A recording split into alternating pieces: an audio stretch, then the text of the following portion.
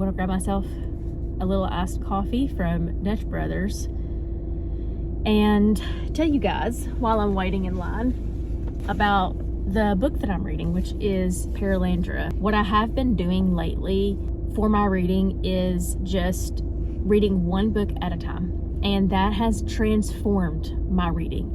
It's just common sense that you'll get through a book faster if you focus on it. So this is the second book in the Ransom trilogy. This is science fiction, and so far it's had some great one-liners. One of them is, as long as what you are afraid of is something evil, you may still hope that the good may come to your rescue. So there's just a lot of good, rich stuff in here. I'm in a very descriptive part of the book where Lewis is kind of building the world of Perelandra, which is Venus. So I think I already like this one better than Out of the Silent Planet. This is so good.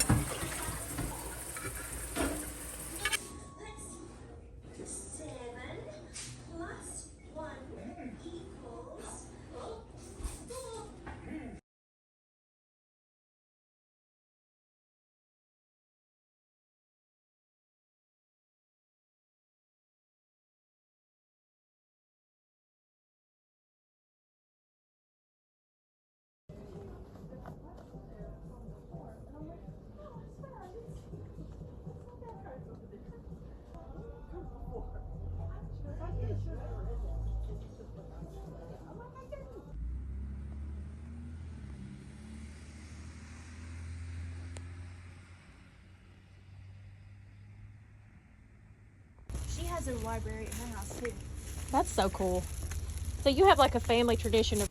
Okay, I just got home from a really fun little hangout session with my friend, and we went to get coffee.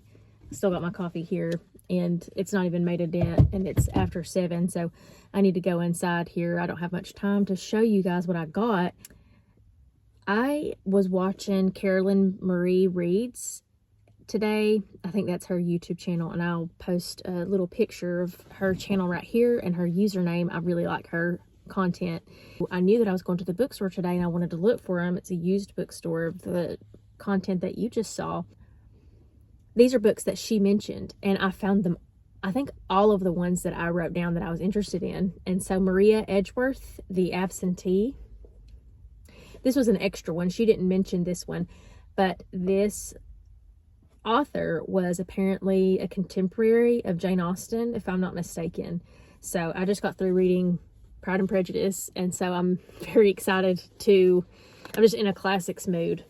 And honestly, I feel like I'm always in a classics mood. Then this is the one that Carolyn talked about, and it was Belinda by Maria Edgeworth, and I really liked the cover of this. You can't really see it because the sticker is over it. I do plan to take those off tonight. So, so excited. Then, Fathers and Children by Ivan Turgenev. And these, I really like these in Norton Critical Edition. They're just very beautiful.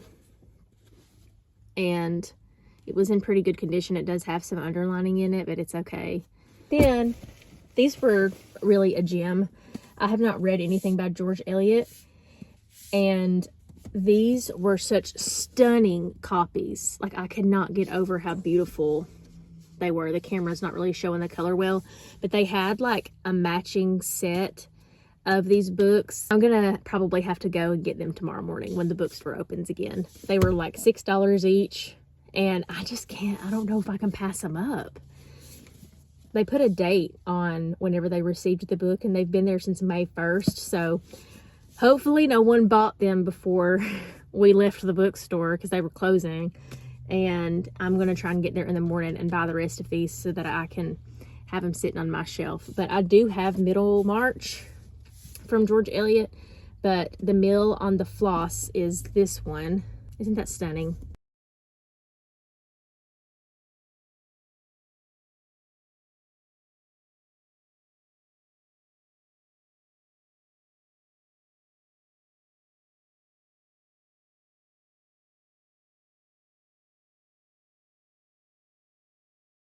I am on chapter 5 of Perelandra. I don't know how many chapters there are. Lewis was a genius. And so, if I'm being honest with you, like sometimes I have no idea what's going on. I know he's making tons of references to different and various myths, but I just feel like I need a companion to read this book with, and I do have one.